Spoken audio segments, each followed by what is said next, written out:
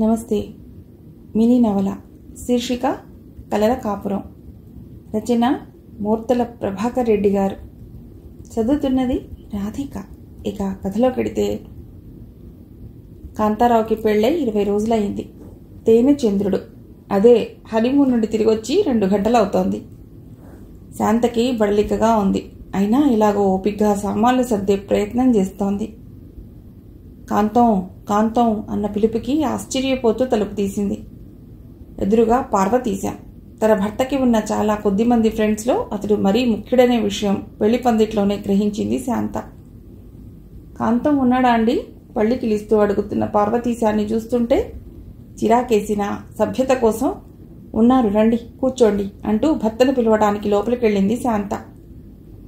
మీ friend Parvateesam వచ్చాడు అని తన చిరాకునంతా ప్రదర్శించింది. అంతవరకు బెడ్రూమ్లో ట్యూబ్లైట్ ఎందుకు వెలగటం లేదో తెలుసుకోవాలని నానా తంటాలు పడుతున్న కాంతారావు మొహం ఒక్కసారి 1000 ట్యూబ్లైట్ లైట్లంత వెలిగిపోయింది. పార్వతీశం వచ్చాడా అన్నాడు ఆనందంగా, ఏమాత్రం ఆశ్చర్యం వ్యక్తం చేయకుండా. భర్త మొహంలో కనిపించిన పారవస్యం చూస్తుంటే శాంతకి ఆ క్షణంలో కోపంతో పాటు ఈర్ష్య లాంటిది కూడా కలిగింది. పెళ్ళై 20 రోజులే అయింది కాబట్టి అప్పుడే తన ఏకపాత్రాభినయంతో భర్తని బెదరగొట్టడం ఇష్టం లేక ఆ ప్రోగ్రాం తాత్కాలికంగా వాయిదా వేసింది. 1 నిమిషం తర్వాత కాంతం అన్న పులికేక, పార్వతీశం అన్న గావు కేక, ఆ తర్వాత వాళ్ళిద్దరూ రతీ మన్మధుల్లా కావులించుకోవటం వినిపించి కనిపించటంతో ఆమె ఆశ్చర్యంతో మొదట ముక్కు, ఆ తర్వాత చెవుల మీద వేళ్లు వేసుకుంది. ఏం చేతనో శాంత ఎడమకన్ను అద్దడం మొదలెట్టింది. 5 నిమిషాల తర్వాత కాకా హోటల్లో సర్వర్ అరుపులా శాంత 2 కాఫీ అన్న అనౌన్స్మెంట్ వినిపించింది. 10 నిమిషాల తర్వాత కాఫీ ఇవ్వటానికి వరండాలోకి అడుగుపెట్టబోయి తగ్గు స్వరంలో వినిపిస్తున్న వాళ్ల మాటలకి అప్రయత్నంగా ఆగిపోయింది. ఎలా గురు, శాంత నొచ్చుకుంటుందేమో, ఇంకా అంతా కొత్త కదా. కాంతారావు నసుగుడు. భలేవాడివిరా, ఇంకా ఏం కొత్త? ఏదో నాటు జోక్. దానికి కాంతారావు ఏబ్రాసిలా నవ్వాడు. మావిడ పుట్టింటికెళ్ళింది, మన గ్యాంగ్ అంతా వస్తామన్నారు. ఏదో ఒకటి చెప్పి బయటపడు. మళ్ళీ 7 కల్లా వచ్చేయొచ్చులే. పార్వతీశం హితబోధ. వాళ్ళు పార్వతీశం ఇంట్లో ఎందుకు సమావేశం అవుతున్నది ఆమెకి బోధపడలేదు. కానీ తనను మభ్యపెట్టి ఎలాగో అలా రమ్మని చెబుతున్న పార్వతీశాన్ని, అందుకు సంకోచిస్తున్న భర్త వాలకాన్ని చూస్తే అదేదో దేశాన్ని ఉద్ధరించే పని మాత్రం కాదని ఇట్టే గ్రహించగలిగింది. శాంత వస్తున్న అలికిడికి ఇద్దరు కుర్చీల్లో నిటారుగా అయిపోయి టాపిక్ మార్చేశారు. హనీమూన్ అది బాగా జరిగిందా? మా చెల్లాయి నీకు భార్యగా లభించటం నిజంగా నీ అదృష్టం రా. అబ్బా, ఎందుకు నీకు అనవసరపు శ్రమ? కాఫీ అందుకుంటూ పార్వతీశం ఎంత బాగా నటిస్తున్నాడు. వేడివేడి కాఫీ పార్వతీశం నెత్తిన పోద్దాం అనిపించింది శాంతకి. మరో 5 నిమిషాల తర్వాత పార్వతీశం వెళ్ళిపోయాడు. శాంతకి ఇల్లు శుభ్రం చేయాలనిపించలేదు. పరధ్యానంగా ఆలోచిస్తూ మంచం మీద వాలిపోయింది. జరిగింది చాలా చిన్న సంఘటనే, అందుకు తను అనవసరంగా ఓవర్ రియాక్ట్ అవుతున్నానేమో అని కూడా అనిపించింది. శాంత డిగ్రీ చదివింది, తెలివైనది. ఒక్కతే ఆడపిల్ల కావటం మూలాన చిన్నప్పటి నుండి పెళ్ళయ్యే వరకు గారాభంగానే పెరిగింది. తను కోరుకున్నది ఏదైనా ఎలాగైనా దక్కించుకునే పట్టుదల, కించిత్తు పెంకితనం కూడా ఆమెలో పసితనం నుండి చోటు చేసుకున్నాయి. పెళ్లి చూపులో కాంతారావుని చూడగానే శాంతకి అతడు మూర్తీభవించిన మంచితనంలా తోచాడు. అతడు తన వివరాలు చెప్పి, మీరు నాకెంతగానో నచ్చారు, నేను మీకు నచ్చానా అని అడిగి కొద్దిగా సిగ్గు, ఆదుర్ద మిళితమైన చూపులతో సమాధానం కోసం తన కళ్ళలోకి చూసిన దృశ్యం ఆమె మనస్సును హత్తుకుపోయింది. ఆ దృశ్యం గుర్తొచ్చినప్పుడల్లా ఆమె చాలా థ్రిల్గా ఫీల్ అయ్యేది. అప్రయత్నంగా పెదవుల మీద చిరునవ్వు మెదులుతుంది. ఉద్యోగం మంచిదే, కానీ తరచూ బదిలీలుంటాయి. పైగా తల్లి తండ్రి తిరుపతిలో ఎక్కడో ఉంటారట. పెద్ద దిక్కు అంటూ ఎవరూ ఉండరు. ఆస్తి కూడా పెద్దగా లేదట. తమ బంధువులు తలా ఓ అభ్యంతరం చెప్పడం చూసి తన తండ్రి తిడపటాయిస్తుంటే శాంతే పట్టుబట్టి అందరి నోళ్లు మూయించింది. తన కోరిక నెరవేర్చుకుంది. కాంతారావు చాలా మెతక, మొహమాటస్తుడనే విషయం శాంత తేలిగ్గానే గ్రహించింది. అలా అని కాంతారావు చౌట సన్యాసిని కూడా అనుకోకూడదు. అతడి మంచితనం, అతి మొహమాటం తీసేసి అతన్ని వేసి వేస్తే 100కి 70 మార్కులు తెచ్చుకుంటాడు.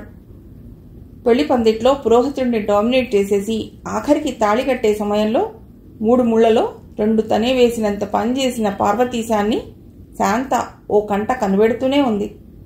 అతడి ప్రభావం కాంతారావు మీద చాలానే ఉందని కొన్ని మాటలు సందర్భాలని బట్టి అర్థం చేసుకుంది.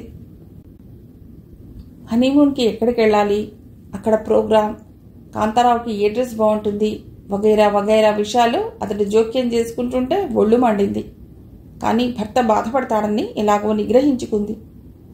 ఆమె ఆలోచనల్ని తుంచేస్తూ, శాంత ఏం అలా ఉన్నావు, ఒంట్లో బాగలేదు అడిగాడు కాంతారావు అనునయంగా. బాగానే ఉన్నానే అంది శాంత ఏమీ బాగోలేనట్లు. భలే దానివే, మొహం వల్ల వాడిపోయి ఉంటే బాగున్నానంటావు అన్నాడు కాంతారావు మంచం మీద కూర్చుంటూ. వాడిపోయింది నా మొహం కాదు, మనస్సు అని ఉద్వేగంగా అనాలనిపించింది. కానీ మరీ సినిమాటిక్గా అనిపించి కొద్దిగా తలనొప్పిగా ఉంది అంతే అంది శాంత. నేను చెప్పానుగా, ఉండు అమృతాంజనం రాస్తాను అంటూ అల్మరా వైపు నడిచాడు కాంతారావు. శాంత వారిస్తున్నా వినకుండా. భర్త చూపిస్తున్న ఆదరణకి శాంత మనస్సు అర్థమైంది. కానీ అంతలోనే పావుగంట క్రితం పార్వతీశంతో అతడి సంభాషణ గుర్తొచ్చి గుండె ఇనుపగుండు చేసుకుంది. మళ్ళీ శాంత వద్దని మొత్తుకుంటున్నా వినిపించుకోకుండా కాంతారావు శాంతకి లేని తలనొప్పి పోగొట్టేందుకు అరసీసా అమృతాంజనం పట్టించి నిజంగానే తలనొప్పి తెప్పించడంలో చాలా వరకు విజయం సాధించాడు. అబ్బా ఇక చాలండి అని శాంత చిరాగ్గా అరవటంతో అంతవరకు తన సేవా నిరతికి తనే మురిసిపోతున్న కాంతారావు ఉలిక్కిపడి శాంత వైపు బిత్తర చూపులు చూడసాగాడు. మరోసారి చూపు ఇంజెక్ట్ చేయటంతో సారీ అని గొణిగి పిల్లిలా అక్కడి నుంచి జారుకున్నాడు. మరో 10 నిమిషాల తర్వాత ట్రిమ్గా డ్రెస్ అయి శాంత దగ్గరకు వచ్చాడు. శాంత ఊరగంట అంతా గమనిస్తూనే ఉంది. 2-3 సార్లు ఆమె మంచం ముందు పచార్లు చేసి 4-5 సార్లు ఆమె మొహంలోకి చూసి 1-2 సార్లు ఏదో చెప్పాలని ప్రయత్నించటం అంతా శాంత గమనించింది. స్టీమ్ ఇంజన్లా ఓ మారు నిట్టూర్చి శాంత శాంత అని మృదువుగా పిలిచాడు. ఏమిటి విసుగ్గా అంది శాంత. మరే ఇందాక పార్వతీశం చెప్పాడు, పాంచజన్యం అని మా ఫ్రెండ్ ఒకడున్నాడులే, వాడికి 4 రోజుల క్రితం స్కూటర్ యాక్సిడెంట్ అయి కాలు విరిగిందిట, హాస్పిటల్లో ఉన్నట్ట. పాపని వెళ్ళి చూసొస్తాను, 5 కల్లా వచ్చేస్తాను, వెళ్ళిదానా అన్నాడు కాంతారావు శాంత తలపైన 4 అడుగుల ఎత్తులో ఏదో తమాషా జరుగుతున్నట్టు చూస్తూ. శాంత చివాలన మంచం మించి లేచి కూర్చుంటూ, పాపం వాళ్ళ ఆవిడ్ని కూడా ఓదార్చినట్లుంటుంది, నన్ను కూడా రమ్మంటారా అంది అమాయకంగా అసాధ్యాన్ని దాచేస్తూ. కాంతారావు ఓ క్షణం నోరెళ్లబెట్టి ఇబ్బందిగా గుటకలు మింగి, మరే అలా చేస్తే బాగానే ఉంటుంది, కానీ నేను వేరే ఫ్రెండ్స్తో కలిసి వెడుతున్నాను, నువ్వొస్తే అంటూ నాంచాడు. ఈసారి తన కాళ్ళ దగ్గరే ఏదో వింతని చూస్తున్నట్లుగా తలంచుకుని. శాంతకి ఒళ్ళు మండింది. మీరెక్కడికి వెడుతున్నారో నాకు తెలుసు, ఏం చేస్తారో తెలుసు, మీరు ఇలాంటివారు అలాంటివారు అంటూ పోట్లాడాలని ఎంతగానో అనిపించింది. కానీ అది సమయం కాదని తమాయించుకుంది. సాయంత్రం త్వరగా వచ్చేస్తాను, అలా ట్యాంక్ బండికి వెడదాం సరేనా అంటూ నంగిగా నవ్వుతూ వెళ్ళిపోతున్న భర్త వైపు చూసి బరువుగా నిట్టూర్చింది శాంత. ఏం గురు ఇంత ఆలస్యంగానా రావటం నిష్ఠురంగా అన్నాడు పార్వతీశం. అప్పటికే రాంప్రసాద్, సత్యనారాయణ, వెంకటరెడ్డి, పాంచజన్యం, పాండురంగం ఇత్యాది మేధాగ్రేసరులందరూ కొలువు తీరి ఉన్నారు.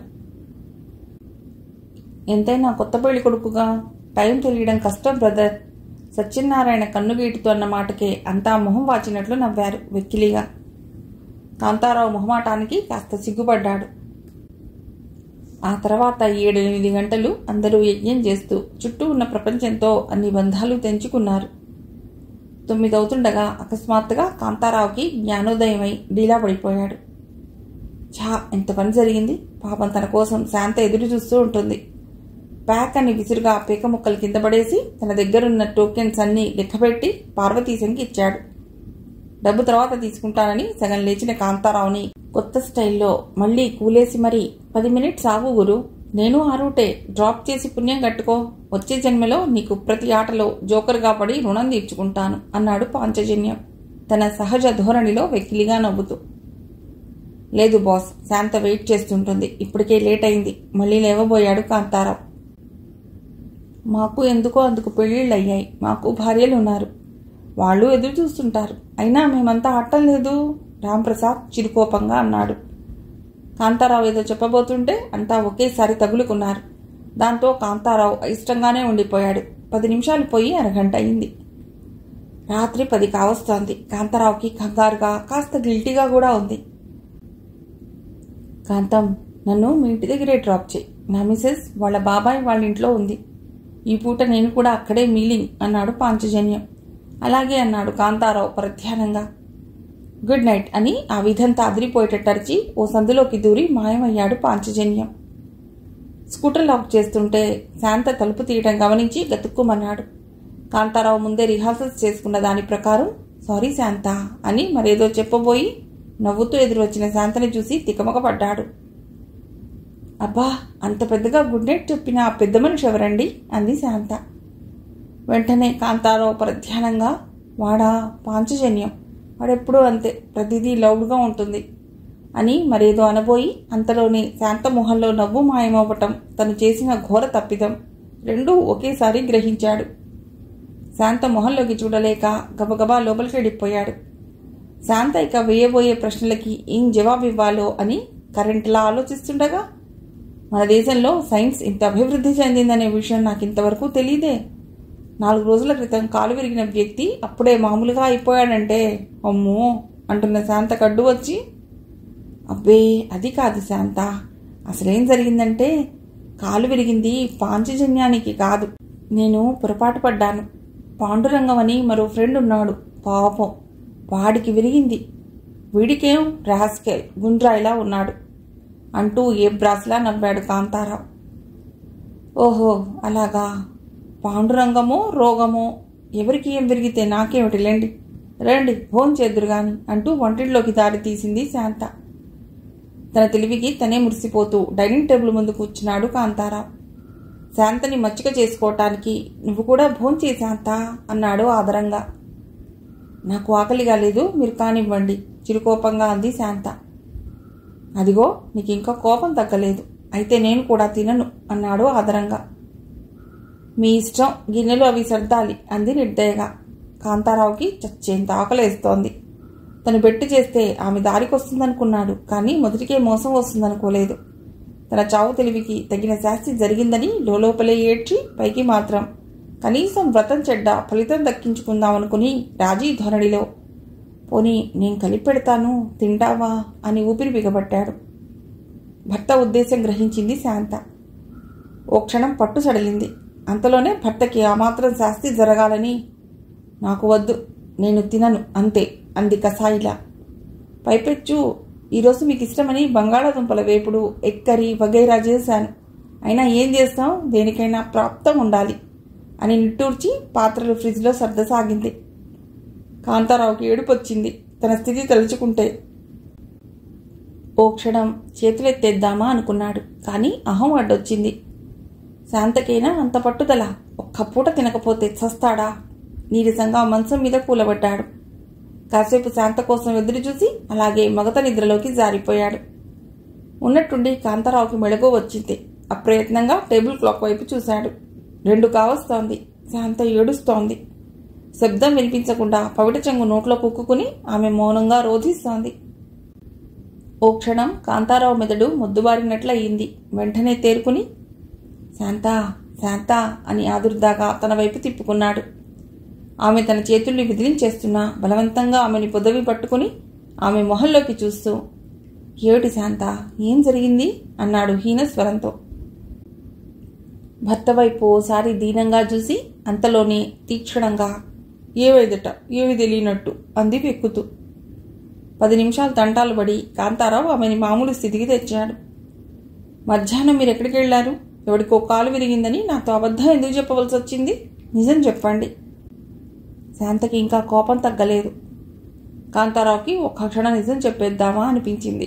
అంతలోనే రాంప్రసాద్ ఇలాంటి స్థితిలోనే నిజం చెప్పినందుకు ఆ తర్వాత వాళ్ళ ఆవిడ ఏం చేసిందో గుర్తుకొచ్చింది. రాంప్రసాద్ తన పెళ్లైన కొత్తలో ప్రతి ఆదివారం, మిగతా రోజుల్లో ఆఫీస్ అయిపోయాక కూడా దాదాపు ఇంట్లో ఉండకపోవటం చూసి చూసి విసిగి ఓ రోజు రాంప్రసాద్ని నిలదీస్తే వాడు హరిశ్చంద్రుడిలా ఫీల్ అయిపోయి, మరేం లేదు, నువ్వు అర్థం చేసుకుంటావనే ధైర్యంతో చెప్తున్నాను. నాకు కాలేజీ డేస్ నుండి కార్డ్స్ అంటే పిచ్చి. ఏదో ఫ్రెండ్స్తో అప్పుడప్పుడు అలా అని ఏదో చెప్పబోయేంతలో వాళ్ళ ఆవిడ ఓ నిమిషం వంటింట్లోకి వెళ్ళి వచ్చి ఆ తర్వాత మీ దగ్గర అగ్గిపెట్టె ఉందా అని గంభీరంగా అడిగిందిట. ఏం ఈ మధ్య నువ్వు కూడా సిగరెట్స్ అలవాటు చేసుకున్నావా అని తన సహజ ధోరణిలో ముతక జోక్ ఒకటి వేసి వేయకముందే ఆమె వంగి రాంప్రసాద్ గాడి కాళ్ళకి దండం పెట్టి నేను వెళ్ళిపోతున్నాను అందిట.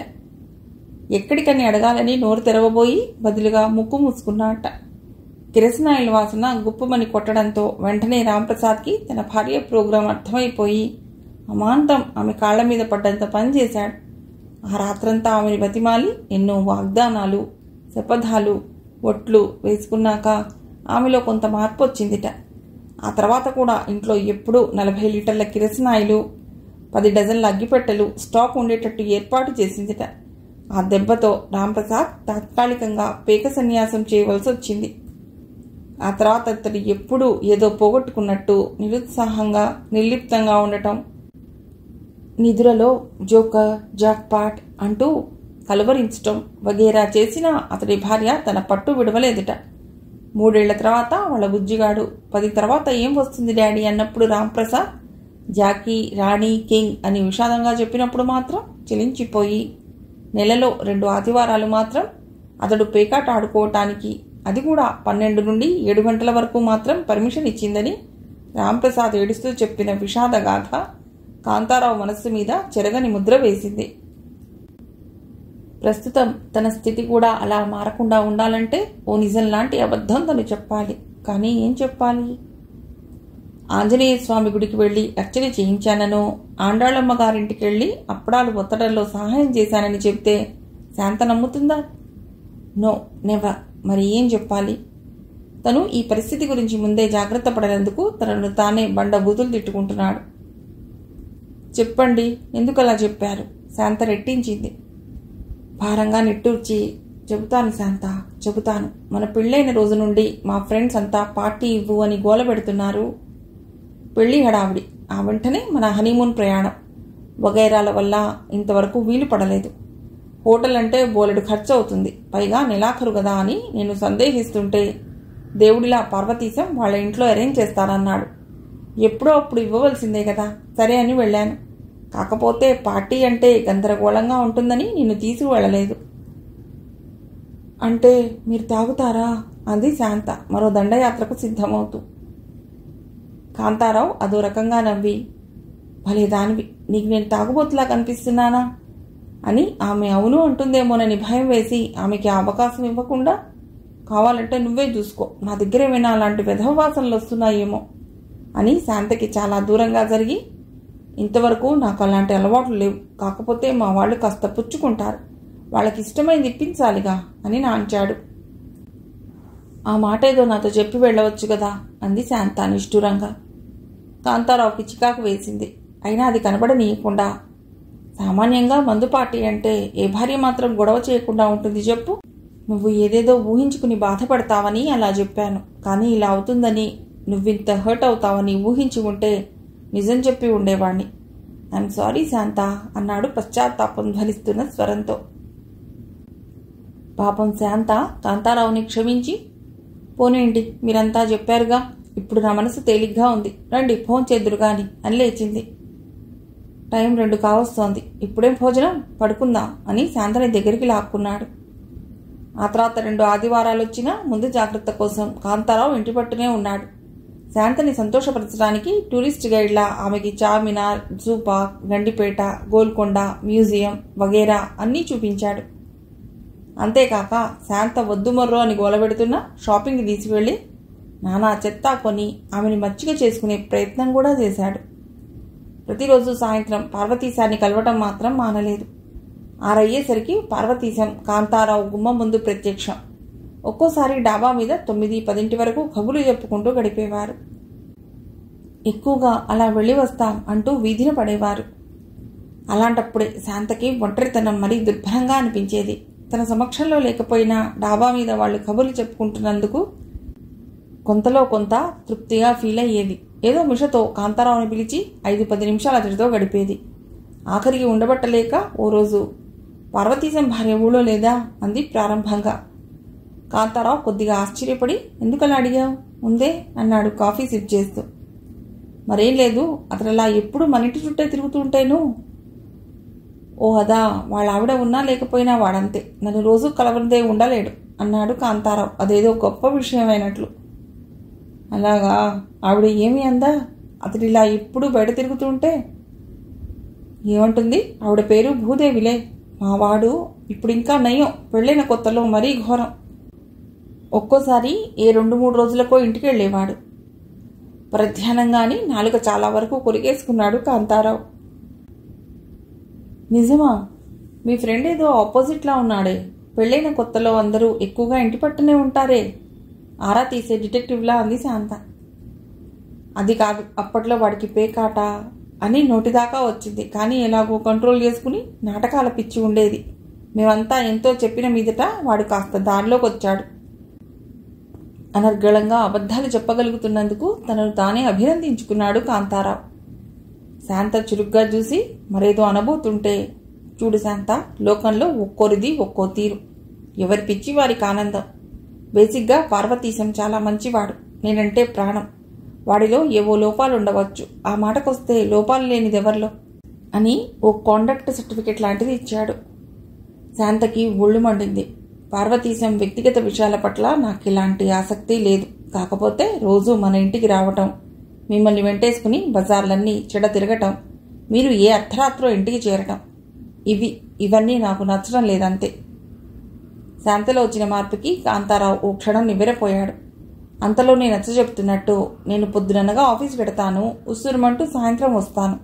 ఫ్రెండ్స్తో కలిసి వాళ్ళతో కాసేపు సరదాగా గడిపితే రిలీఫ్గా ఉంటుందని. మీరొక్కరికైనా అలాంటి కోరికలు? నాకు మాత్రం రిలీఫ్ అవసరం లేదా? నేను పొద్దున్న నుండి రాత్రి వరకు ఏదో ఒక పని చేస్తూనే ఉంటాను. సాయంత్రం 6 ఎప్పుడవుతుందా, ఎప్పుడెప్పుడు మీరు వస్తారా, మీతో మాట్లాడాలని, మీ సాన్నిహిత్యంలో సేద తీరాలని నేనెంత ఆరాటపడుతుంటానో మీరెప్పుడైనా ఆలోచించారా? నేను కోరేది ఏమైనా అన్యాయమా? నా ఆశ ఏమైనా దురాశ? గుగ్గదిప్పుకోకుండా మాట్లాడుతున్న శాంతని గుడ్లప్పగించి చూస్తూ నిలబడ్డాడు కాంతారావు. అది కాదు శాంత, నువ్వు చెప్పేది కూడా నిజమే, కానీ అన్ని విషయాలు నీతో మాట్లాడలేను కదా. కొన్ని చెప్పినా నీకు అర్థం కావు. నాకున్న చాలా కొద్దిమంది ఫ్రెండ్స్లో పార్వతీశం ముఖ్యుడు. 6వ క్లాస్ నుండి ఫ్రెండ్స్. రోజు వాటితో కాసేపైనా గడపకపోతే నాకు ఏదో వెలితిగా ఉంటుంది, మొదటి నుండి అంతే అంటూ తన ప్రవర్తనని సమర్థించుకోజూస్తున్న భర్తని చూస్తుంటే శాంతకి భర్త మాటల కన్నా అతడి మనసులో తనతో సమానమో, ఒక విధంగా మరింత ఉన్నతమైన స్థానం ఆక్రమించిన పార్వతీశం పట్ల ఈర్ష్యాద్వేషాలు రగులుగుని ఆ కోపం భర్త మీద చూపేట్టు చేసింది. ఎంత ఆదర్శ స్నేహం! కట్టుకున్న భార్య కన్నా మీ స్నేహితులే ముఖ్యమా? అలాంటప్పుడు పెళ్ళెందుకు చేసుకున్నారు? శాంతకి ఓ క్షణం తను మరీ హద్దుమీరి మొండిగా వాదిస్తున్నానేమోననే భావం కలిగింది. అయినా ఆమె వెనక్కి తగ్గదలుచుకోలేదు. తను అన్న ఆఖరి మాటకి భర్త హర్ట్ అయినట్టు ఆమె గ్రహించింది. కాంతారావుకి నిజంగానే బాధనిపించింది. తను ఏమన్నాడని, భార్య చిన్న విషయానికి అంత రాద్ధాంతం చేసి నిష్ఠురంగా మాట్లాడటం కోపం తెప్పించింది. అతడి మొహం ఎరిపెక్కడం, దవడ ఎముక బిగిసుకోవటం చూసిన శాంత తడబడింది. ఎప్పుడూ సౌమ్యంగా మూర్తిభవించిన మంచితనంలా ఉండే భర్త మొహంలో కోపపు ఛాయలు చూడటం ఆమెకు అదే మొదటిసారి. ఆమెకి ఓ కొత్త మనిషిని చూసినట్లుగా ఉంది. ఆమె క్షమాపణ ధోరణిలో ఏదో అనబోయేంతలో కాంతారావు విసురుగా ఆమె వైపు తిరిగి, నీకన్నా నా ఫ్రెండ్స్ ముఖ్యమని నేను ఇంతవరకు అనుకోలేదు. అనుకునేట్టు చేస్తే అది నా తప్పు కాదు, నీదే అవుతుంది. ఇహ పెళ్ళెందుకు చేసుకున్నానంటే, ముందైతే వేరే కారణాల వల్ల, కానీ ఇప్పుడైతే అనిపిస్తోంది బుద్ధి లేక అని. పళ్ల బిగువన అతడన్న మాటలు శాంత మనస్సుని ఈటెల్లా తాకాయి. అంతవరకు ధీమాగా కోపంగా మాట్లాడిన ఆమె ఒక్కసారి అచేతనురాలయ్యింది. అప్రయత్నంగా కళ్ళలో నీళ్లు తిరిగాయి. అది గమనించని కాంతారావు విసురుగా బయటికి వెళ్ళిపోయాడు. కాంతారావు వెళ్ళిపోయాక శాంత చాలాసేపటి వరకు ఏడుస్తూనే ఉంది. ఆమె ఒక్కసారి జరిగింది గుర్తు తెచ్చుకుంది. తన అభిప్రాయంలో లోపమేమీ లేదనిపించింది. కాకపోతే భర్తకు నచ్చజెప్పబోయి ఘర్షణ పడ్డ విధానం తప్పనిపించింది. అంచెలంచెలుగా భర్తని తన దారిలోకి మళ్లించే ప్రయత్నం చేసి ఉంటే బాగుండేదనిపించింది. శాంతతో ఘర్షణ పడి వెళ్లిన కాంతారావుకి కూడా గిల్టీగా అనిపించసాగింది. పార్వతీశాన్ని కూడా కలవలేదు. హుటాహుటిన రాంప్రసాద్ ఇంటికి వెళ్ళాడు. రాంప్రసాద్ ఇంట్లో లేడు. తిరిగి వచ్చేస్తుంటే పాన్ షాప్ దగ్గర కనిపించాడు. కాంతారావు మొహం చూడగానే ఏదో విశేషం ఉందని గ్రహించాడు ప్రసాద్. అయిష్టంగానే హోటల్లో కాఫీ తాగి ఎదురుగా కనిపిస్తున్న ఓ మున్సిపల్ పార్క్లోకి దారి తీశాడు కాంతారావు. రాంప్రసాద్ 2-3 సార్లు అడిగాక తడబడుతూ ఎటో చూస్తూ పార్కులో గడ్డి సగం పైగా పీకేస్తూ జరిగింది చెప్పాడు కాంతారావు. ఇందులో నా తప్పేమైనా ఉందా? చెప్పు ప్రసాద్ అన్నాడు సపోర్ట్ ఏమైనా దొరుకుతుందేమోనని చెవులు సాగదీసుకుని. ఖచ్చితంగా ఉంది అని నవ్వుతూ చెప్పాడు రాంప్రసాద్. నివ్వెరపోయి చూశాడు కాంతారావు. అతడికి కాస్త కోపం కూడా వచ్చింది. అవును బ్రదర్, ఇందులో తప్పు ఎక్కువగా నీదే అని చెప్పటానికి బాధగా ఉంది అని మరోసారి శాడిస్లా నవ్వాడు ప్రసాద్. రోడ్డు సైడ్ జ్యోతిష్యుడిలా నీకు పెళ్ళై 2 నెలలు అయింది అవునా అన్నాడు ప్రసాద్ ఉపోద్ఘాతంగా. గొర్రెలా తలాడించాడు కాంతారావు. అలాంటప్పుడు నీ ప్రవర్తన ఎలా ఉండాలి అని ప్రశ్న వేసి కాంతారావు ఏదో చెప్తున్నా వినిపించుకోకుండా, ఎలా ఉండాలో నీకు తెలియదు, కానీ నీలా మాత్రం ఉండకూడదని మాత్రం ఖచ్చితంగా చెప్పగలను అన్నాడు అనుమానంగా. రాంప్రసాద్ ధోరణికి కాంతారావుకి అయోమయంగా ఉంది. అంటే ఫ్రెండ్స్ని కలవనే కూడదా? ఎంత కొత్తగా పెళ్ళైతే మాత్రం. పోనీ పెళ్ళై చాలా కాలం అయితే రోజు కలవచ్చా? వెటకారంగా అన్నాడు కాంతారావు. అది కాదు కాంతం, మొదటిసారి కొత్తగా పెళ్ళైన అమ్మాయి పరిస్థితి ఒక్కసారి ఆలోచించు అని కాంతారావుకి కాస్త టైం ఇచ్చాడు. కాంతారావు చురుగ్గా చుట్టంతో మళ్ళీ అందుకుని, ఆమె ఎన్ని ఆశలతో ఎన్ని కోరికలతో నీతో జీవితం పంచుకునేందుకు ఉవ్విళ్ళూరుతుంటుంది. అలా అంటున్నప్పుడు తన పెళ్ళైన కొత్తలో తనెంత గొప్పగా ప్రవర్తించింది, ప్రస్తుతం కూడా తనెంత ఆదర్శంగా ప్రవర్తిస్తున్నది గుర్తొచ్చి క్షణకాలం గిల్టీగా ఫీల్ అయ్యాడు. అయినా గొప్పగా ప్రవర్తించినంత మాత్రాన ఇతరులకి గొప్ప సలహాలు ఇవ్వకూడదనే రూలేదీ లేదుగా అని సరిపెట్టుకుని మళ్లీ మొదలెట్టాడు ప్రసాద్. అలా నీ జీవితంలో ప్రవేశించిన అమ్మాయి నీ నుండి ఏం కోరుకుంటుంది? ఫిలప్ ది బ్లాంక్స్ లా నీ సాన్నిహిత్యం అని తనే చెప్పి, భార్య తన కోసం గుమ్మంలో ఎదురు చూస్తూ ఉంటుందని గుర్తొచ్చి ఓ క్షణం మొహం మాడిపోయింది. అంతలోనే లోక కళ్యాణం కోసం తన భార్య తన కోసం మరి కాసేపు వేచి చూడక తప్పదని నిర్ధారించి, మగాడికి ఫ్రీడమ్ ఎక్కువ, అదే స్త్రీల విషయంలో ఎంతసేపు భర్త, పిల్లలు, ఇల్లు, మహా అయితే ఇరుగు పొరుగు వాళ్ళు, ఇంతేగా. నీ విషయంలో ఇంకా అంతా కొత్తేగా. చెల్లాయికి ఇంకా ఎవరితో పెద్దగా పరిచయం కూడా ఏర్పడి ఉండదు. అలాంటప్పుడు ఆమె నిన్నే సర్వస్వంగా భావించడంలో వింతే ఉంది. అయినా మన పార్వతీశానికి కూడా బుర్ర లేదు. ఏదో బయట కలుసుకోవటం, అడపాదడపా పేకాట, మందు కొట్టడం వరకు ఓకే. కానీ ఇలా టంచనుగా రోజు 6 మీ ఇంట్లో జొరబడి నువ్వేదో వాడి సెకండ్ వైఫ్ అన్నట్టు అన్నేసి గంటలు నీతో కాపురం చేసేస్తుంటే ఎవరు మాత్రం సహిస్తారు? ఇందులో సిస్టర్ తప్పేం లేదు. నువ్వే నీ పద్ధతి మార్చుకోవాలి. కావాలంటే పార్వతీశానికి నేను చెప్తానులే, వెడదాం పద, ఇప్పటికే ఆలస్యమైంది అంటూ తన ఏకపాత్రాభినయం ముగించి లేచాడు రాంప్రసాద్.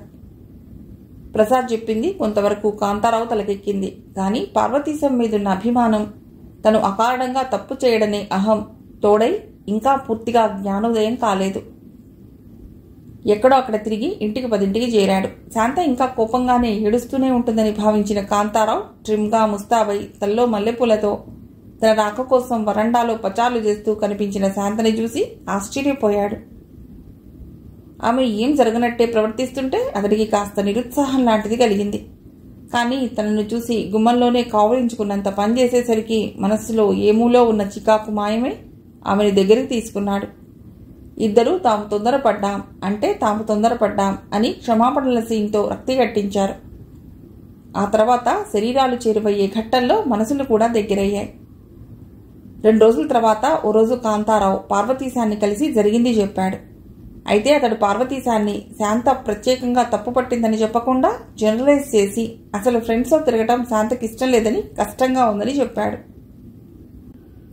కాంతారావు ఎంత డొక్కతిరుడుగా చెప్పినా పార్వతీశం అసలు విషయం తేలిగ్గానే గ్రహించాడు. ఇక్కడ పార్వతీశం గురించి కాస్త చెప్పుకోవాలి. 3 ఆడపిల్లల తర్వాత పుట్టిన ఒక్కగానొక్క మగ నిల్సని మొదటి నుండి తల్లిదండ్రులు గారాబంగా పెంచారు.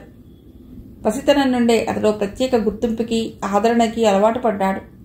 తండ్రి ఎగ్జిక్యూటివ్ ఇంజనీర్. అక్రమంగానో సక్రమంగానో బాగానే సంపాదించాడు. పార్వతీశం 8వ క్లాస్ చదువుతుండగా ఆయన అకస్మాత్తుగా కన్ను మూశాడు. అది పార్వతీశాన్ని చాలా దెబ్బతీసింది. అతడి జీవితంపై చాలా ప్రభావం చూపింది. అతడు ఇంటర్మీడియట్కి వచ్చేసరికి ఆస్తి మొత్తం హరించుకుపోయింది. తండ్రిలా ఇంజనీర్ కావాలని ఆశ అడియాసే అయింది. ఉన్న 2 ఎకరాల భూమి, దానిమీద ఆదాయం తల్లి మనుగడకే సరిపోని స్థితి. ఆమె పట్టుదల వల్ల, బావల కంటి తుడుపు సహకారం వల్ల ఎలాగో డిగ్రీ అయిందనిపించాడు. అతడిది చిన్నప్పటి నుండి డామినేటింగ్ నేచర్. తను కోరుకునేదేది జరగలేదనే దుగ్ధ పార్వతీశానికి చాలా ఉండేది. తను ఎంతో తెలివైన వాణ్ణని, తన అర్హతకి తగిన ఉద్యోగం, భార్య, సమాజంలో హోదా ఏవీ లేవనే ఆలోచన అతన్ని క్యాన్సర్లా తొలిచేసి సివిక్గా మార్చేసింది. తనకు లొంగనిది, తనకన్నా అన్ని విషయాల్లో ఉన్నతంగా, తన జీవితం కన్నా హాయిగా ఉందని భావించిన ప్రతి మనిషి పట్ల అతడు అసూయాద్వేషాలు పెంచుకుంటాడు. వాళ్ళని ఎలాగైనా ఇబ్బంది పెట్టడానికి సాయశక్తులా ప్రయత్నిస్తాడు. చిన్నతనంలో మనసు పరిపక్వత చెందని దశలో ఒడిదుడుకులు, ఆటుపోట్లతో ప్రమేయం లేకుండా సాగే బాల్యదశ ఎంతో మధురం, మరవలేనిది. ఆ దశలో ఏర్పడ్డ తమ స్నేహబంధం ఇంకా అంతే స్వచ్ఛంగా, నిర్మలంగా ఉందని నమ్మాడు కాంతారావు. తన మెతకతనాన్ని, మొహమాటాన్ని పార్వతీశం తెలివిగా తనకు అవసరాలకు వాడుకుంటున్నాడనే సంగతి కాంతారావు గ్రహించలేకపోయాడు. తరచూ 100-200 అప్పుగా తీసుకుని అవి పేకాటలో తీర్చేసేవాడు. ఏదో ఒక మిషతో 1000 తీసుకుని కొంత తీర్చి మిగతా దానికి ఏవో ట్రాజడీ కథలు చెప్పి వాయిదా వేసేవాడు. బాల్య స్నేహితుడని గతంలో తనకు చేసిన చిన్న చితక సహాయాన్ని కూడా ఎప్పుడూ నెమరువేసుకుంటూ కాంతారావు పార్వతీశాన్ని గుడ్డిగా నమ్మాడు. తన స్నేహితుల్లో, శ్రేయోభిలాషుల్లో అతడికి ప్రథమ స్థానం ఇచ్చాడు.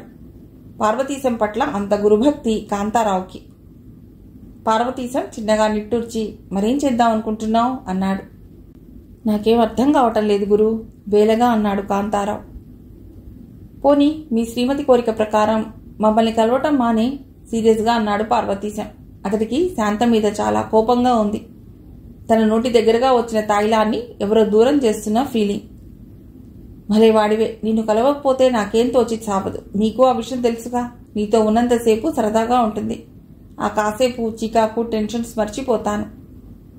శాంతకి ఇలాంటి విషయాలు అర్థం కావు. ఐ పిటి, విసుగ్గా అన్నాడు కాంతారావు. అవును, కాంతం, మా ఆవిడ అంతే. ఈ ఆడవాళ్ళంతా హైలీ పొజిటివ్, నారో మైండెడ్.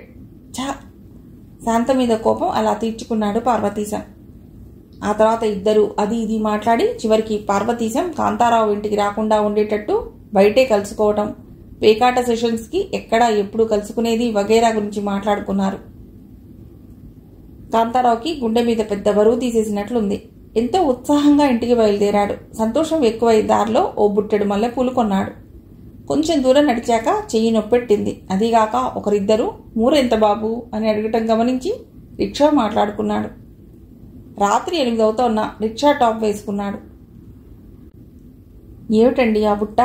ఆశ్చర్యంగా అంది శాంత రిక్షావాడి సాయంతో వగరుస్తూ లోపలికి వస్తున్న కాంతారావును చూసి. పూలు అని రొప్పుతూనే జవాబు చెప్పి రిక్షావాడికో ₹1 ఎక్కువిచ్చి పంపించేశాడు. మీకేమైనా పిచ్చా? ఇన్ని పూలెందుకు? అంది శాంత మంచినీళ్ల గ్లాస్ అందిస్తూ. ఇవాళ్టికి మన పెళ్ళై 86 రోజులైంది అందుకు అన్నాడు కాంతారావు అతి కష్టం మీద పూల బుట్ట బెడ్రూంలోకి ఈడుస్తూ.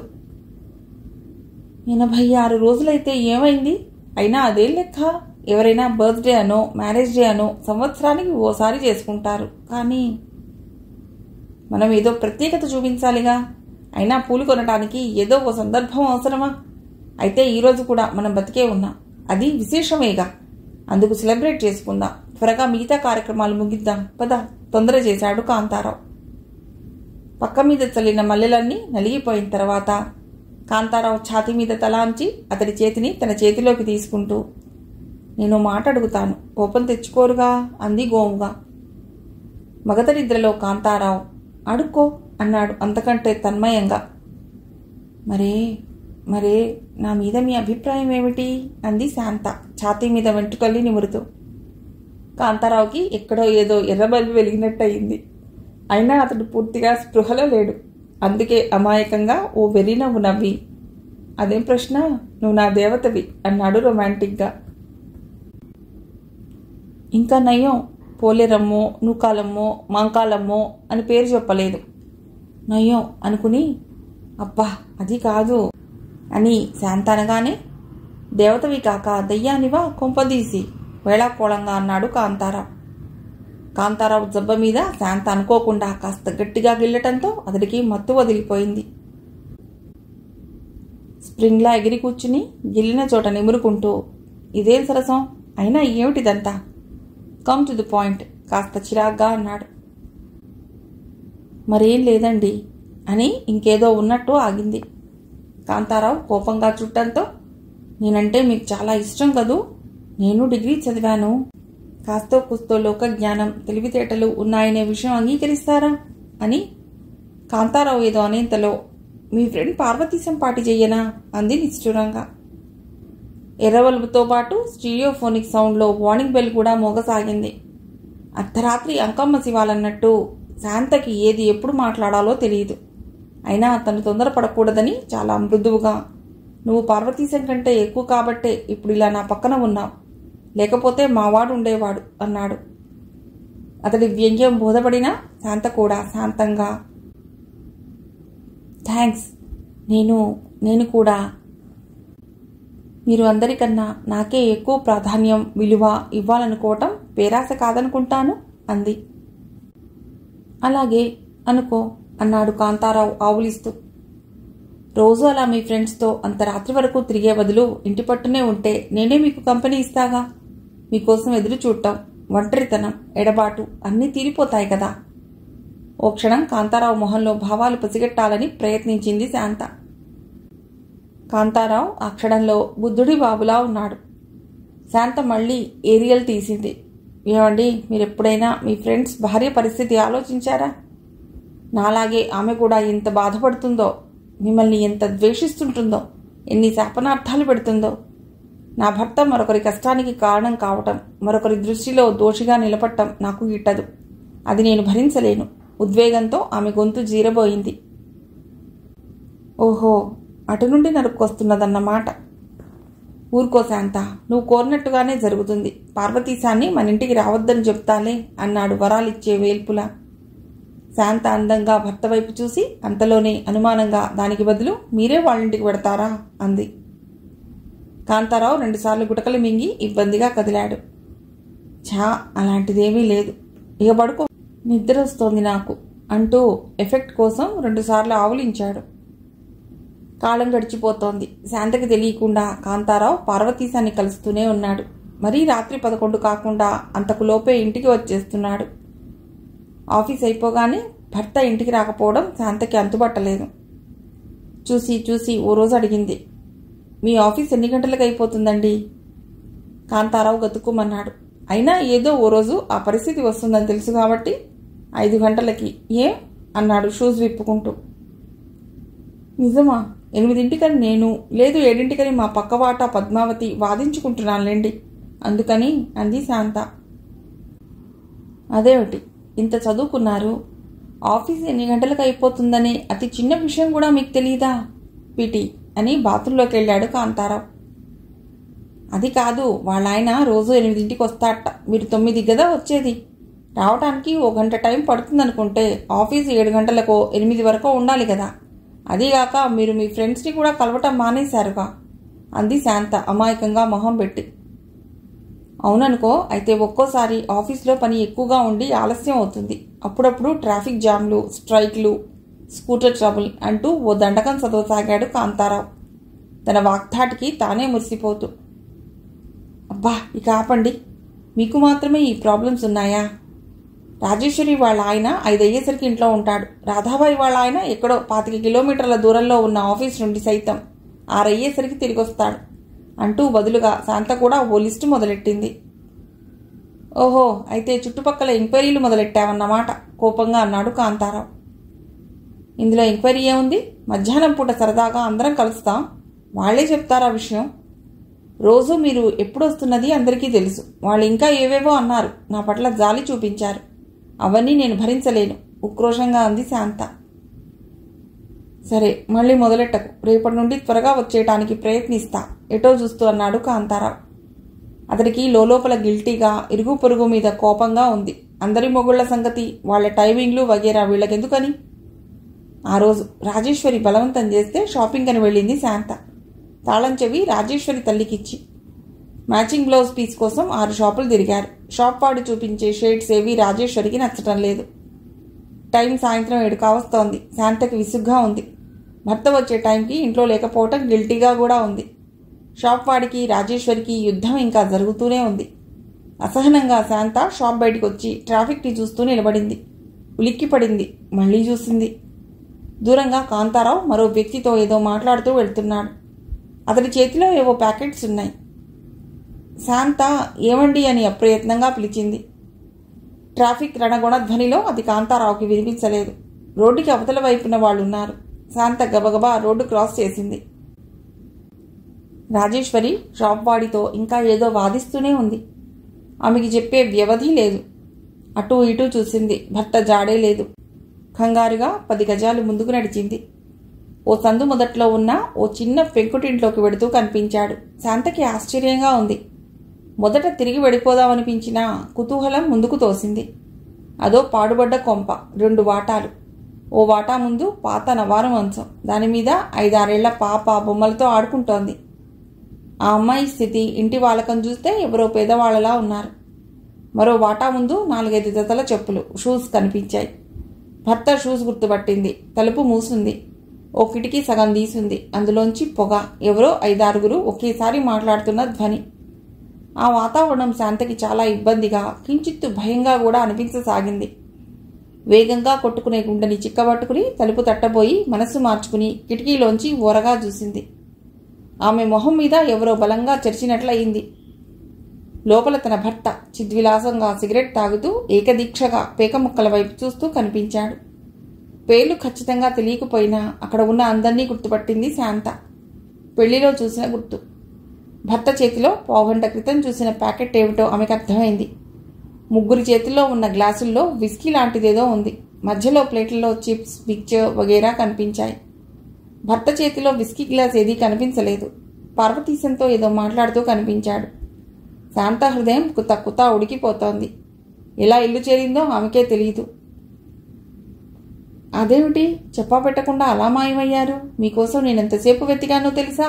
నిశ్చరంగా అంది రాజేశ్వరి తాళం చెవి ఇస్తూ. సారీ ఆంటీ, ఓ ఫ్రెండ్ కనిపించింది. తొందరలో చెప్పే అవకాశం లేకపోయింది పరధ్యానంగా అంది శాంత తాళం చెవి తీసుకుంటూ. తన భర్త సిగరెట్ కాలుస్తూ పేకాటలో కనిపించాడనే దానికన్నా అతడు తనని మోసం చేశాడు. ఎంతకాలంగా తనని మభ్యపెడుతున్నాడనే నిజం దుర్భరంగా ఉంది. తన మాటని, వ్యక్తిత్వాన్ని ఎంతో తేలిగ్గా జమకట్టాడు అనే విషయం ఆమెకి నమ్మశక్యంగా లేదు. శాంతకి కొన్ని విషయాల పట్ల ఖచ్చితమైన అభిప్రాయాలున్నాయి. తన కాబోయే భర్త గురించి ఆమె కూడా ఏవేవో ఊహించుకుంది. భర్త అలవాట్లు ఆదర్శప్రాయంగా కాకపోయినా తనకి వ్యధ కలిగించేవి కాకపోతే చాలని ఆశించింది. తాగుడు, వ్యభిచారం, జూదం, సిగరెట్స్ లాంటివి అంటే ఆమెకి అసహ్యం. తన భర్తకి సిగరెట్లు, తాగుడు అలవాట్లు లేనందుకు మురిసిపోయింది. మిగతావి కూడా ఉండి ఉండవని అభిప్రాయపడింది. కొన్ని పర్యాయాలు భర్త అబద్ధాలాడి పట్టుబడినా ఆమె అంత సీరియస్గా తీసుకోలేదు. తను నిలదీస్తే తర్వాత నిజం చెప్పాడుగా అని సరిపెట్టుకుంది. కానీ ఆ రోజుతో ఆమె భ్రమలు తొలగిపోయాయి. భర్త అంటే అసహ్యం కలక్కపోయినా అంత క్రితం ఉన్న అభిమానం, గుడ్డి ప్రేమ తెర తొలగటం మొదలయ్యింది. మొదట్లోనే తను అసలు సంగతి తెలుసుకోవటం అదృష్టం. లేకపోతే మరికొంతకాలం భర్త చెప్పే కళ్ళబొల్లి కబుర్లు నమ్ముతూ తన భర్త శ్రీరామచంద్రుడని, సద్గుణ సంపన్నుడని తన అదృష్టానికి మురిసి ముక్కలవుతూ ఏవేవో ఊహల్లో విహరిస్తూ కాలం గడిపేది. ఓహ్! ఆమెకి తెలియకుండానే కన్నీళ్లు నిశ్శబ్దంగా ఆమె చెంపల మీదుగా జారిపోసాగాయి. ఏడ్చి సమస్యలతో రాజీ పడ్డం, అపజయాన్ని అంగీకరిస్తూ సమస్యలకి దూరంగా పారిపోవటం, ఈ 2 మార్గాలు ఆమెకి నచ్చలేదు. ఆమె ప్రవృత్తికి, మనస్తత్వానికి ఆ 2 విరుద్ధమే. సమస్యను ఎదుర్కొని దాన్ని జయించటమే సిసలైన పరిష్కారం. మరికొంతసేపటికి శాంత మామూలుగా అయింది. 9:30కి కాంతారావు వచ్చాడు. అంటూ రోజులాగే నీరసంగా మూలుగుతూ కుర్చీలో కూలబడ్డాడు. శాంత బెడ్రూంలోకి వెళ్ళిపోయింది. ఎప్పటిలా తన పక్కనే కూర్చుని ఆప్యాయంగా పలకరిస్తూ సపర్యలు చేయకపోవటం కాంతారావుకి ఆశ్చర్యం కలిగించింది. అంతలోనే పాపం ఒంట్లో బాగోలేదేమో అని సరిపెట్టుకుని బట్టలు మార్చుకుని, ఏం శాంత అలా ఉన్నావు అన్నాడు పలకరింపుగా. శాంతకు ఒళ్ళు మండిపోయింది. అయినా ఏదో కొద్దిగా తలనొప్పి, అమృతాంజనం రాసుకున్నాలేంటి, అదే తగ్గిపోతుంది. పాపం చాలా అలసిపోయినట్లున్నారు. వంట కూడా చేయలేదు. ఈ పూటకి ఎలాగో సర్దుకోండి అంది సాధ్యమైనంత మామూలుగా. కాంతారావు గతుక్కుమన్నాడు. అతడి అనుభవంలో శాంత వంట చేయలేదంటే తన మీద కోపం ఉండటమో, తనతో తగాదా పెట్టుకోవాలనుకున్నప్పుడు మాత్రమే అలా చేస్తుంది. ఓసారి 102 డిగ్రీల జ్వరంలో ఉండి కూడా తనకిష్టమని క్యారెట్ హల్వా చేసిన మహా ఇల్లాలు. ఏ క్షణంలో ఏమవుతుందోనని భయపడుతూనే స్నానం వగేరా ముగించాడు. ఎంత ఆలోచించినా తన పట్ల ఆమె కోపానికి కారణం బోధపడలేదు. పోనీ లేట్ వచ్చాడా అనుకుంటే క్రితం రోజు 10ంటికి వచ్చినా బాగానే ఉందే. ఇహ లాభం లేదని తనే చొరవ చేసి శాంతని మెల్లిగా తన వైపుకు తిప్పుకున్నాడు. ఆమె మొహంలోకి చూసి కంగు తిన్నాడు. కళ్ళు ఎర్రగా ఉబ్బి ముక్కుపుటలు కంది ఉన్నాయి. ఆమె చాలాసేపు ఏడ్చుంటుందని గ్రహించాడు. మళ్లీ మనసు కీడు శంకించింది. ఏమైంది శాంత అని 4 సార్లు అడిగాక, మరే లేదండి, మన పక్కింటి రామారావు గారి చిన్నబ్బాయి వేణు లేడు అంది. ఉన్నాడు అన్నాడు కీ ఇచ్చినట్లు. వాడు మిమ్మల్ని శంకరమఠం దగ్గర ఎవరో అమ్మాయితో పెడుతుండడం చూశాట. మీరు ఆమె చాలా క్లోజ్గా ఉన్నారని ఆమె మీ నడుం చుట్టూ చెయ్యేసి నవ్వుతూ త్రుళ్ళుతూ అంటూ ఆగిపోయింది. ఏం వినవలసి వస్తుందోనని వణికిపోతున్న కాంతారావు ఆ మాటలకి తేలిగ్గా ఊపిరి పీల్చుకున్నాడు. ఆ విషయం అతడికి కూడా చాలా విడ్డూరంగా తోయడంతో నిజంగానే పగలబడి నవ్వాడు. వచ్చే నవ్వు ఎలాగో కష్టపడి ఆపుకుంటూ, అది నువ్వు నమ్మావు, ఇంకేదేదో ఊహించుకుని ఏడుపులు పెడబొబ్బలు పెట్టుంటావు. యూ సిలీ గర్ల్, నేనెట్లా కనిపిస్తున్నాను అన్నాడు. ప్రస్తుతం మాత్రం శాంతకి వెధవలా దగుల్బాజీలా అని చెప్పాలని మనస్సు ఉవ్విళ్ళూరుతోంది. కానీ ఎలాగో తమాయించుకుని లేని సిగ్గు అభినయిస్తూ, చి పొండి, సడన్గా వినేసరికి నాకు మతిపోయింది, దిక్కుతోచలేదు అని మాత్రం అంది. నాకు తెలుసు మీ ఆడవాళ్ళంతా ఇంతే. ఎంత చదువుకుంటే మాత్రం ఏం లాభం? ఆ వేణుగాడు ఎవరినో చూసి నేను అనుకుని ఉంటాడు. ఈ హెల్మెట్ వల్ల ఇదే ఇబ్బంది. మొన్న మా పాంచజన్యం భార్య కూడా సెకండ్ షో సినిమా నుంచి తిరిగొస్తూ మరెవరి స్కూటరో ఎక్కిందిట. కారణం ఆ మసక వెలుతుల్లో హెల్మెట్ పెట్టుకున్న ఆ మహానుభావుడు అచ్చు మావాడిలాగే ఉన్నట్ట. పూర్ శాంత, ఇలాంటి పొరపాట్లు సహజం, ఫర్గెట్ ఇట్ అన్నాడు కాంతారావు శాంత తల నిమురుతూ. నిజానికి పాంచజన్యం భార్య అయ్యే పొరపాటు చేయలేదు. కేవలం శాంతని ఇంప్రెస్ చేయటానికే అలా చెప్పాడు. అయితే అది మీరు కాదన్నమాట. నాకు మొదటి నుండి అనుమానమే. మావారేంటి ఆ టైంలో మరో అమ్మాయితో అక్కడ ఉండడం ఏమిటని. పాపం మావారు బ్యాంకులో బండెడు అకౌంట్స్ పుస్తకాలతో తల మునకలై తబ్బిబ్బవుతూ గాడిద చాకరీ చేస్తుంటారని ఇంత చెప్పినా ఆ వేణుగాడు వినలేదు. మీరు ఆ టైంలో ఆఫీస్లోనే ఉన్నారు కదండి అంది అమాయకంగా. అవును, ఇవాళ వర్క్ మరీ ఎక్కువ. అసలు టైం ఎలా గడిచిందో తెలియనే లేదు. చాలా అలసిపోయాను. గుడ్ నైట్ చూపు తప్పిస్తూ అని లైట్ ఆఫ్ చేశాడు కాంతారావు. పార్వతీశం గబగబా డబ్బు లెక్కబెట్టాడు. 644 రూపాయలు. తృప్తిగా నిట్టూర్చాడు. పేకాటలో అతడు చాలా అరుదుగా డబ్బు పోగొట్టుకుంటాడు. నెలకి ఎంత లేదన్నా 2000 పైచిలుకు పేకాట ద్వారా అతడు సంపాదిస్తుంటాడు. గోల్డెన్ హ్యాండ్ అనే బిరుదు మిత్ర బృందం నుండి పొందిన జూద బ్రహ్మ. పార్వతీశం ఇంటికి బయలుదేరాడు హుషారుగా ఈల వేస్తూ. అతని భార్య పరిమళ అసహనంగా బాల్కనీలో పచార్లు చేస్తోంది. లోకమంతా పార్వతీశానికి లోకువైతే అతను మాత్రం భార్యకు లోకువ. అయినా సిగ్గు అభిమానం అనేవి ఏనాడో వదిలేశాడు కాబట్టి సరిపోయింది. ఎవరండి మీరు? ఏం కావాలి అంది పరిమళ. అదేంటే అట్లా మాట్లాడతావు? నేను మీ శ్రీవారిని. చాలండి, మా వారు అర్ధరాత్రి 12ంటికి ముందు ఎప్పుడూ ఇంటికి రారు. ఇంకా టైం 10 కూడా కాలేదు. మీరు ఆయన ఎలా అవుతారు? నిజం చెప్పండి, ఎవరు మీరు? పార్వతీశానికి ఆ వ్యంగ్యాలు ఈసడింపులు మామూలే. ఇక చాలే నీ ఓవర్ యాక్షన్. ముందు కాస్త వేడినీళ్లు పెట్టు, స్నానం చేయాలి చిరాగ్గా అన్నాడు పార్వతీశం. రోజు పేకాటలో మునిగితేలే మీకు ఇంకా స్నానం ఎందుకండి? ఇవాళ ఎంతమందిని ముంచారు? అదే మీ ఆటలో అంటూ లోపలికి దారి తీసింది పరిమళ. నాన్ సెన్స్, నేనెవరిని ఎందులో ముంచలేదు. నేను చాలా ఫెయిర్గా ఆడతాను. గెలుపు ఓటములు మన చేతిలో లేవుగా. అయినా ఎందుకలా ప్రతి దానికి నన్ను ఈసడిస్తూ మాట్లాడతావు? వచ్చే కోపాన్ని కంట్రోల్ చేసుకుంటూ అన్నాడు పార్వతీశం. మీరు ఫెయిర్గా ఆడతారా? పాపం మీ ఫ్రెండ్స్ అంతా పిచ్చి వెధవలు. మీ ట్రిక్స్ వాళ్ళకి తెలియక తమ దురదృష్టాన్ని తిట్టుకుంటూ వేలకి వేలు మీకు సమర్పించుకుంటున్నారు. వాళ్ళని అలా మోసం చేయటానికి మీకు మనసు ఎలా ఒప్పుతుందండి? ఆఖరికి పాపం ఆ కాంతారావుని కూడా చీట్ చేస్తున్నారు. ఛీ! షటప్, పిచ్చి పిచ్చిగా వాక్కు. నేనెవరిని చీట్? ఎందుకలా అరుస్తారు? అరవటం నాకు చేతనవును. సిగ్గు లేకుండా బుకాయింపొకటి. పేకాటలో ఎన్ని రకాలుగా చీట్ చేయొచ్చో తమరేగా ఓసారి నాకు వద్దు బాబోయ్ అని మొత్తుకుంటున్నా వినిపించుకోకుండా చాలా విపులంగా వివరించి డెమోన్స్ట్రేషన్ కూడా ఇచ్చారు. మీ గొప్పతనం నేను గుర్తించాలని పాపం చాలా తాపత్రయపడ్డారుగా అప్పట్లో. పరిమళ ఒక్కొక్క మాట సూదుల్లా తగులుతున్నాయి పార్వతీశానికి. ఆ వాగ్ధాటికి, ఆ టాలెంట్కే అతడు జడిసేది. పార్వతీశం వెంటనే ఏమీ అనలేకపోయాడు. మౌనంగా వెళ్ళి బట్టలు మార్చుకున్నాడు. భోంచేయాలనిపించలేదు. అలాగే వెళ్ళి మంచం మీద వాలిపోయాడు. ఇంతలోనే అంత తలకెందుకో, ఇది రోజూ ఉండేదేగా. మీ కోపం ఎలాగూ నా మీద చూపిస్తూనే ఉన్నారుగా. పాపం అన్నం ఏం చేసింది? ఇప్పుడు మీరు తినకపోతే పొద్దున్న చద్దన్నం తమరే ఆరగించవలసి ఉంటుంది. ఆ పైన మీ ఇష్టం. అల్టిమేటం జారీ చేసింది పరిమళ. షణుక్కుంటూ వెళ్లి టేబుల్ ముందు కూర్చున్నాడు పార్వతీశం. ఏమండి? ఆ పిలుపులో ఉన్న సౌమ్యతకి పార్వతీశానికి పొరొచ్చింది. పెళ్లైన కొత్తల్లో ఎప్పుడో విన్నాడు. పరిమళ అంత మృదువుగా మాట్లాడగలదనే విషయం దాదాపు మర్చిపోయాడు. ఆశ్చర్యంగా ఆమె వైపు చూశాడు. అనుమానం వేధిస్తుండగా. మీరింతకాలం ఇష్టం వచ్చినట్లు చేశారు. అన్నీ భరించాను. పిల్లలు పెద్దవాళ్ళు అవుతున్నారు. వాళ్ళు ఇప్పుడిప్పుడే అన్నీ గ్రహిస్తున్నారు. మీరిలా పేకాట, తాగుడు, అర్ధరాత్రి ఇళ్లు చేరటం అన్నీ వాళ్ళు గమనిస్తూనే ఉన్నారు. వాళ్ల మనసులో మీ మీద, ఒక రకంగా నా పట్ల కూడా ఎలాంటి అభిప్రాయం ఏర్పడుతుందో కాస్త ఆలోచించండి. కనీసం వాళ్ల కోసమైనా ఇవన్నీ మానేయండి. పరిమళ కళ్లల్లో నీళ్లు సుళ్ళు తిరుగుతున్నాయి. పార్వతీశం చిరాగ్గా పళ్ళెల్లో చేయి కడిగేసుకున్నాడు. ఇప్పుడు నేనేమంత కాని పనులు చేస్తున్నాను? ఖూనీలు చేస్తున్నానా? దొంగతనాలు చేస్తున్నానా? నా బాధ్యతలు నేను సక్రమంగానే నిర్వర్తిస్తున్నానే. నా సరదాలు నాకుంటాయి. నేనెవరికీ సంజాయిషి ఇవ్వవలసిన అవసరం కానీ, ఎవరికోసమో నా పద్ధతులు మార్చుకోవలసిన అగత్యం కానీ నాకు పట్టలేదు. నువ్వెప్పుడూ ఏడుస్తూనే ఉంటావు. సరదాగా బతకడం కూడా ఒక కళ. అందరికీ అది రాదు. మరో మాటకి అవకాశం ఇవ్వకుండా వెళ్ళి మంచం ఎక్కాడు. పరిమళ చిన్నగా నిట్టూర్చింది.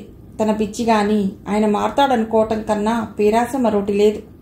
తన కర్మ తప్పదు. ఈ జన్మకింతే ప్రాప్తం. ఆమె వంటిల్లు సర్దుకుని బెడ్ లైట్ ఆన్ చేసి పడుకుంది. 7 ఏళ్ల సతీష్, 5 ఏళ్ల శ్రీలేఖ గాఢ నిద్రలో ఉన్నారు. ఆప్యాయంగా వాళ్ళ తల్లుని నిమిరి భారంగా కళ్ళు మూసుకుంది. ఎన్నింటికో మూసుకున్నట్లుగానే. రాంప్రసాద్ కోల్గేట్ టూత్పేస్ట్ అడ్వర్టైజ్మెంట్లా అరచేతిని నోటి దగ్గర పెట్టుకుని ఆహ్ అని గాలి వదిలాడు. రమ్ వాసన బేగోన్ స్ప్రేలా ముక్కుపుటాలను అదరగొట్టింది. దాంతో కంగారు ఎక్కువైంది. పక్కనే దీనంగా వేలాడుతున్న ఓ వేపాకు కొమ్మకున్న ఆకు 1/2 కిలో దాకా తెంచేసి గబగబా నోట్లో కుక్కుని కాసేపు నోటిని మిక్సీలా మార్చాడు. వాంతి వస్తున్నా ఎలాగో తమాయించుకున్నాడు. అడపాదడపా రైల్వే స్టేషన్లో కాఫీ గట్రా తాగి ఉండటం వల్ల ఆ మాత్రం తట్టుకోగలిగాడు. మళ్ళీ వాసన టెస్ట్ చేశాడు. ఈసారి ఏదో ఎరువుల మందులా అనిపించింది. అరఫర్లాంగ్ నడిచి ఓ పాన్ షాప్ ముందు ఆగాడు. తుపాన్ గుట్కా 2 ప్యాకెట్లు కొన్నాడు. ఓసారి భగవంతుడిని ప్రార్థించి పొగాకు రంగరించిన ఆ పదార్థాన్ని ఒక్క ఉదుటిన నోట్లోకి పంపాడు. జైంట్ వీల్ ఎక్కినట్లు అనిపించింది. అన్నీ డబుల్గా కనిపించసాగాయి. మైసభలో దుర్యోధనుడిలా. ఫైనల్గా వాసన టెస్ట్ చేశాడు. రమ్ తప్ప ఏదైనా కావచ్చు అనుకునేటట్లు ఉండటంతో తమ శ్రమ ఫలించిందని సంతోషంగా కాళ్లతో గెంతులేశాడు. రాంప్రసాద్ ఇంకా వీధి గుమ్మం కూడా ఎక్కకముందే అతడి భార్య గోదావరి ఎలక్ట్రిక్ ట్రైన్లా లోపల నుండి దూసుకొచ్చి పోలీస్ కుక్కలా మీదబడి వాసన చూసింది. అనుమానిస్తూనే క్షమించింది. ఏమిటింత ఆలస్యం అయింది? ఈరోజు పెందలాడే వస్తాను. తల్లికి కొడుకు, భార్యకి భర్త సినిమాకి తీసుకెడతానన్నారుగా. మీకోసం చూసి చూసి విసిగిపోయి పక్కింటి వాళ్ల VCRలో దగుల్బాజీ మొగుడు సినిమా చూశాను అంది నిష్ఠురంగా. సారీ జయ, ఆఫీస్ నుండి వస్తుంటే దారిలో ఓ పెద్ద ఊరేగింపు అడ్డం వచ్చింది. అందులోంచి బయటపడేసరికి చాలా లేట్ అయింది. మరోలా అనుకోకు. నీరసం అభినయిస్తూ జేబులోంచి కర్చీఫ్ తీసి మొహం తుడుచుకోబోయాడు. అంతే అతడి పాపం బద్దలైంది. ఓ 5 రూపాయల టోకెన్ చెంగున గాల్లో పల్టీలు కొట్టి జయ కాళ్ల దగ్గర పడింది. మరుక్షణం ఆమె మొహం అమృతాంజనం రాసుకోకముందు యాడ్లా మారిపోయింది. ఆమె టోకెన్ వైపు ఓసారి నిశ్చితంగా చూసి ఆమెవిటన్నట్లు కళ్లతోనే ప్రశ్నించింది. రాంప్రసాద్ నాగయ్యలా ఒడిగిపోతున్నాడు. చాలా రోజులుగా భార్యకిచ్చిన మాట తప్పి పేకాడుతూ తాగుతూ జల్సా చేస్తున్నాడు. ఇంతవరకు తెలివిగా ఎలాగో మేనేజ్ చేస్తూ వచ్చాడు. భార్యకి రవ్వంత అనుమానం వచ్చినా మళ్ళీ ఆత్మాహుతి ప్రోగ్రాం ఖాయం. అవును, ఏమిటిది? ఏదో టోకెన్లా ఉందే, గమ్మత్తుగా ఉంది. ఎలాగో గొంతు పెగిల్చుకుని అన్నాడు. అవును, ఇది మీ జేబులోకి ఎలా వచ్చింది? అసలు ఇదేమిటి? స్వరం తీక్షణంగా మారింది. రాంప్రసాద్ కంప్యూటర్లా ఆలోచిస్తున్నాడు. ఓహోహో అని హైనాలా నవ్వి, ఇదా ఇప్పుడు గుర్తొచ్చింది. మధ్యాహ్నం క్యాంటీన్లో మసాలా దోశకి టోకెన్ తీసుకున్నాను. మధ్యలో ఎవరో ఫ్రెండ్ కనిపిస్తే మాటల్లో పడి దీని సంగతి మర్చిపోయాను. ఏంటో ఈ మధ్య మతిమరుపు ఎక్కువైపోతోంది బెడ్రూమ్లోకి నడుస్తూ అన్నాడు రాంప్రసాద్. నిజమేనా మీరు చెప్పేది, లేక మళ్ళీ పేకాట? అనుమానంగా అంది జయ. శివ అంటూ చెవులు మూసుకున్నాడు రాంప్రసాద్. భార్య మాట్లాడిందేదో బూతు మాట అయినట్టు. నన్ను నమ్ము జయ, ఆదివారాలు నీ పర్మిషన్తో కాసేపు సరదాగా ఆడుతున్నానంతే. మిగతా రోజుల్లో కనీసం పే అని కూడా ఆలోచించను. నేను కొన్ని ప్రిన్సిపల్స్ ఉన్న మనిషినే, గద్గద స్వరంతో అంటున్న భర్త వైపు ఓ మారు అపనమ్మకంగా చూసింది. సర్లేండి వెధవగోల, భోంచెదురుగా రండి అంటూ వంటింట్లోకి వెళ్ళిపోయింది. భారంగా నిట్టూర్చాడు రాంప్రసాద్. బట్టలు మార్చుకుని కాళ్ళు చేతులు కడుక్కుని వచ్చేసరికి అతడి పుత్రరత్నం నానిగాడు మరో టోకెన్తో ఆడుకోవటం కనిపించి గుడ్లు తేలేశాడు. ఇదేమిటి నాన్న అని వాడు ఎగిరేసి పట్టుకుంటూ అడిగాడు. రాంప్రసాద్ ఒలింపిక్ ఛాంపియన్లా మంచం మీదికి డ్రైవ్ చేసి నానిగాడి చేతిలో టోకెన్ లాక్కోబోయాడు. వాడు చురుగ్గా తప్పించుకుని అమ్మా నాన్న చూడు అంటూ మరేదో అరవబోయాడు. రాంప్రసాద్ పిల్లల్ని ఎత్తుకుపోయేవాడిలా గబుక్కున వాడి నోరు మూసేసి అమాంతం వాడిని ఎత్తుకుని బాత్రూంలోకి పరిగెత్తి తలుపేశాడు. ఆ తర్వాత నానిగాడి కాళ్ళు గడ్డం పట్టుకుని బతిమాలి టోకెన్ విషయం వాళ్ళమ్మకి చెప్పకుండా ఉంటే మర్నాడు ఐస్ క్రీమ్, ఆ మర్నాడు 5 స్టార్ చాక్లెట్ తెచ్చి ఇచ్చేటట్లు ఒప్పందం కుదుర్చుకుని మరోసారి వాడి అభయం పొంది ఆ తర్వాత బయటకొచ్చాడు. ఇద్దరూ ఏం చేస్తున్నారండి బాత్రూంలో అంటున్న భార్య మొహంలోకి చూడలేక, టాయిలెట్ క్లీన్గా ఎలా పెట్టాల్సింది ఎక్స్ప్లెయిన్ చేస్తున్నాలే అంతే కదరా అన్నాడు. నానిగాడు తల్లి మొహంలోకి ఒకసారి చూసి ఐస్ క్రీమ్ తలుచుకుంటూ అవునని తలాడించాడు. మిగిలిన కథ తర్వాతి భాగంలో.